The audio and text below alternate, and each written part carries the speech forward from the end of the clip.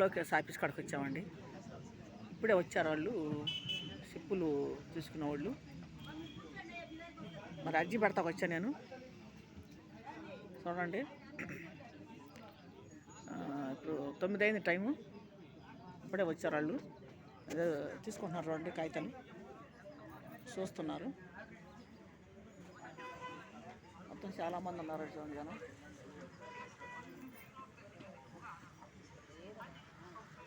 ఇంకా బయట ఉన్నారండి కొంతమంది, టిఫిన్లకు వెళ్ళారు.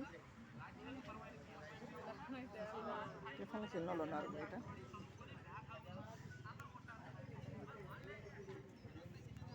బయట టిఫిన్లకు వెళ్ళారండి కొంతమంది. అర్జీలు ఇస్తాకు వచ్చాము మేము, లోకేష్ ఆఫీస్కి వచ్చాను. చాలామంది వచ్చారు, చాలామంది కూడా భూముల సమస్య గురించి వచ్చారు. నేను ఒక అతను పెద్ద అతను కలిశాను ఇక్కడ. నా సమస్య అనేది చూసి రేపు 7వ తారీఖున హైదరాబాద్లో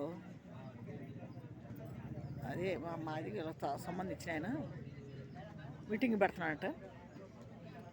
ఆయన్ని పరిచయం చేస్తామమ్మా, నిన్ను పిలిపియటం కానీ లేకపోతే నీ దగ్గర రావటం కానీ చేస్తాము అని చెప్పి ఒక అతను ఫోన్ నెంబర్ తీసుకున్నాడు దగ్గర. మరి మా దగ్గర అయితే ఆయన వేరే అంతా నాకు అర్థం కాలేదు. మా క్యాస్ట్కి సంబంధించిన ఆయన హైదరాబాద్లో ఉంటాడు కదా. ఆయన పెద్ద పెద్ద మీటింగ్లు జరుగుతూ ఉంటాయి. ఆయన వాళ్ళలో ఒక అతన్ని నేను కలిస్తే సార్ అన్నాడు, అమ్మ ఎట్లా కాదు, 7వ తారీఖున ఉన్నది మీటింగ్ ఉన్నది హైదరాబాద్లో, అతనికి సంబంధించిన వాళ్ళు ఇక్కడ ఉన్నారు తాడేపల్లిలో, మేము వాళ్ళతో మాట్లాడిస్తాము అని చెప్పేసి అన్నాడు.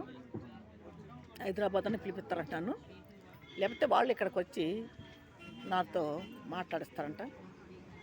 మరి సార్ కూడా అయితే వెళ్ళాడు, ఇక్కడే ఉన్నారండి అతను. ఆయన ఫోటో పెడతాం బాగోదులే.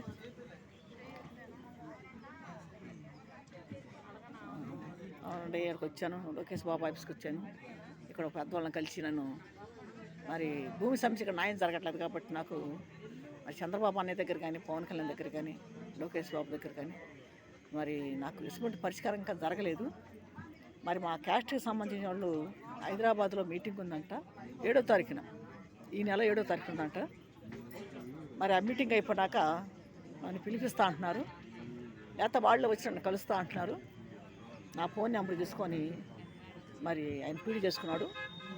నేను పెట్టే అర్జీ కూడా ఇక్కడ చూశాడు, అర్జీని చూసి ఏ పార్టీ ఆక్రమించారో ఆ భూమిని చెప్పి అడిగారు. వైసీపీ పార్టీ వాళ్ళని చెప్పాను. మరి ఇంత భూమి ఎట్లా ఆక్రమించారని చెప్పి అడుగుతున్నాడు ఆయన. ఇలా జరిగిందంటే మా ఇంట్లో ఇద్దరు కూడా చంపేశారు ఈ భూమి కోసం కూడా చెప్పాను నేను. కాగితాలు చూసి మరి మాట్లాడాడు ఆయన. నన్ను పిలిపిస్తారంట. పిలిపించినప్పుడు మేము మా కుటుంబాలు మొత్తం వెళ్ళి కలిసి మేము మాట్లాడతాము. ఎందుకంటే ఇక్కడ పార్టీల ద్వారా కూడా నాకు ఇటువంటి పరిష్కారం న్యాయం జరగట్లేదు. మరి మా క్యాస్ట్ అతను ఆయన, మా క్యాస్ట్కి సంబంధించిన ఆయన మరి హైదరాబాద్లో పెద్ద మీటింగ్ అంట, లక్షల్లో జరుగుతుంది అది, 1,00,000 మంది మరి ఎంతమంది అంట మీటింగ్ అది. అనుకుంటండి మరి అట్టో దేవుడి దైవాల మరి ఆయన కలిసేట ఇక్కడ నాకు, నేను కలవటం ఆయన కాడికి వెళ్ళి మాట్లాడటం జరిగింది. ఛానల్ కూడా చూశాడు, యూట్యూబ్ ఛానల్ కూడా మా వీడియోలు చూశాడు ఆయన. చూసి నాకు ఆయన నెంబర్ నాకు ఇచ్చాడు. నా నెంబర్ కూడా తీసుకొని ఫీడ్ చేసుకున్నాడు ఆయన. కలిసి మాట్లాడతాం. మరి అప్పుడు ఎట్లా జరిగింది ఏంటంటే కబ్జా కూడా ఎట్లా జరిగింది భూమి అని వాళ్ళని కూడా పిలిపిస్తారు, మమ్మల్ని పిలిపిస్తారంట. మరి అప్పుడు మాట్లాడతాము. ఎన్నిసార్లు నేను తిరుగుతున్నా, నాకు ఎటువంటి పరిష్కారం న్యాయం జరగలేదు కాబట్టి నాకు ఇప్పుడు మరి హైదరాబాద్ వెళ్ళి కలవాల్సి వస్తుంది. దాకా కూడా నన్ను అక్కడ దాకా కూడా తీసుకెళ్తున్నారు వీళ్ళే. చూడండి, మా వీడియోలు చూడండి. గుంటూరు జిల్లా తాడేపల్లి, నా పేరు శాంతి. భూమి సమస్య 5 ఎకరాల 20 సెంట్ల భూమి. మరి బాలసాని రాజేశ్వరరావు, సముద్ర చిరుబాబు కబ్జా చేశారు ఆ భూముల్ని. మరి సెంటు లేకుండా చేశారు మా కింద. జగన్ ఇంటి దగ్గరలో ఉంది ఆ భూమి కూడా మాది. మరి వాళ్ళ కోట్లు పలుకుతున్నాయి ఆ భూమి కూడా. మమ్మల్ని అన్యాయం చేసి మోసం చేశారు. ఒక రౌడీజంగా గోండాయిజంగా జరిగింది ఇది. మరి ఎంఆర్ఓ వాళ్ళు కూడా వాళ్ళకి అమ్ముడిపోయి మాకు న్యాయం జరగకుండా చేశారు. ఇవన్నీ కూడా మేము మా పార్టీలో మాట్లాడతా అప్పుడు టీవీలో కూడా అన్ని ఛానళ్ళకు కూడా వస్తుంది అప్పుడు అన్ని ఛానళ్ళకి వచ్చింది, అన్ని పేపర్లకు కూడా వస్తుంది చూడండి.